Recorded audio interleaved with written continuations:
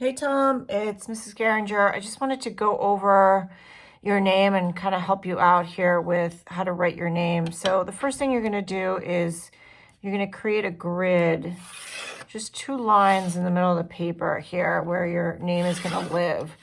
And what I like to do is find the center and then roughly sketch out your letters, just sort of freehanding it, which I think you already did, which they looked really good to me. So I'm just making those block letters here in the space.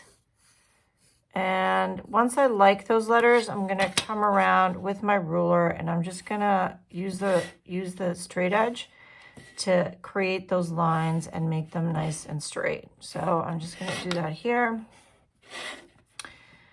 And hopefully you can see the lines. I'm just going to do these by hand, but you should do every line with a ruler.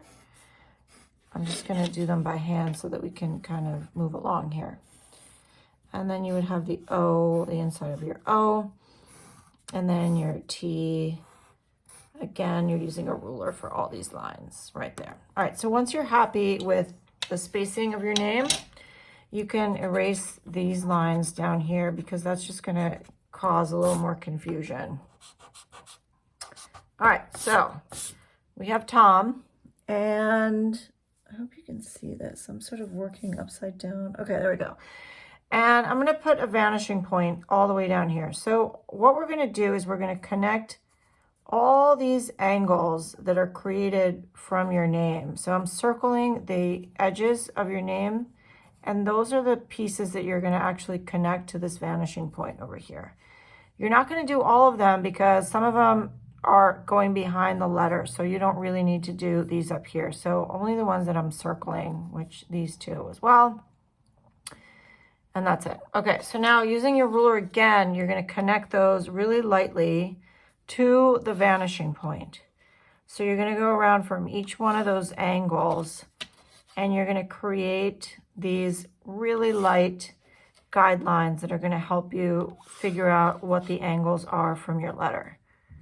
You might find that you cross over a letter. So for these top angles, you don't actually have to go that far down. You can sort of end them a little bit sooner like that. Okay, so we're just going to start with the T. And so, I also need this one over here on the other side of the T, and I'm just going to create that. All right, so now to finish off these letters, we're basically creating this line, but we're doing it over here. So this line is right there. It's parallel to that line. So that's the side of your T right there. And then we're going to go this way, which would be this line coming over. And then that line goes all the way down. And then you finish off the T right there. So that's how you would do the T.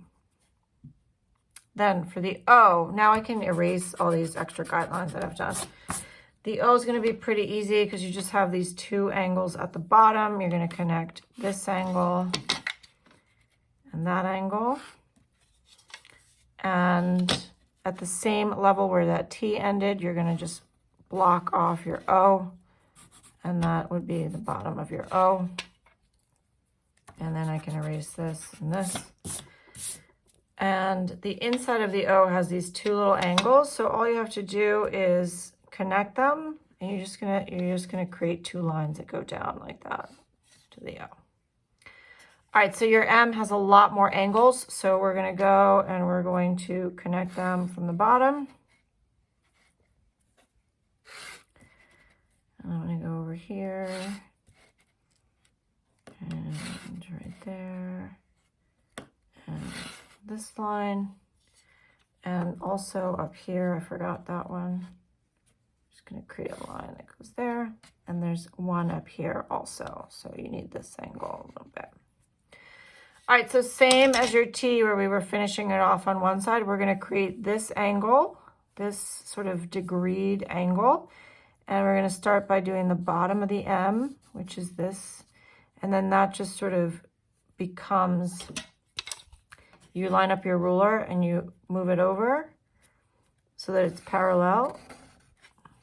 And that would be the side of your M. For this, it just sort of continues all the way down there to the same angle, and then it's going to go up, which is, if you notice, this angle is parallel to that inside part. And the same for here. Oops. So this angle is the same as that one, so it comes down. So we're creating this and going up. So we have that, and then we're going to mimic this angle, which goes there, and it comes over like that. And that's it. That's all you have to do. And after you're done with this, send me a picture. I want to check it before you do any sort of sharpieing or anything like that. All right, I hope this helps you. Send me a picture. Bye.